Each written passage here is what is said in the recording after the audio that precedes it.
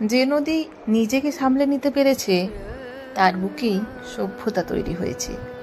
ঠিক তেমনই তোমাকেও নদী হতে হবে, সামলে নিতে হবে নিজেকে। জীবনে চলার পথে অনেক ঝড় ঝাপটা বাধা বিপত্তি আসবে, শুধু তোমাকে শক্ত হয়ে সকল পরিস্থিতির মুখোমুখি হতে হবে। মনে রাখতে হবে এই জীবনটা 100 মিটার রেস না, যেখানে নির্দিষ্ট দূরত্বে যেতে প্রতিযোগিতায় প্রথম হতে হবে। জীবন একটা ম্যারাথন দৌড়ের মতো, সেখানে কে কত দূর পৌঁছতে পারলো, কতক্ষণ টিকে থাকলো, সেটাই মুখ্য। ধরে নিই যদি আমাদের জীবন হয় 60 বছরের, 20 বছর দেখতে দেখতে কেটে যাবে, বাকি থাকছে 40 বছর। আর এই 40 বছর তোমাকে শেখাবে বাস্তবতা কি, শেখাবে জীবনের আসল মানে কি।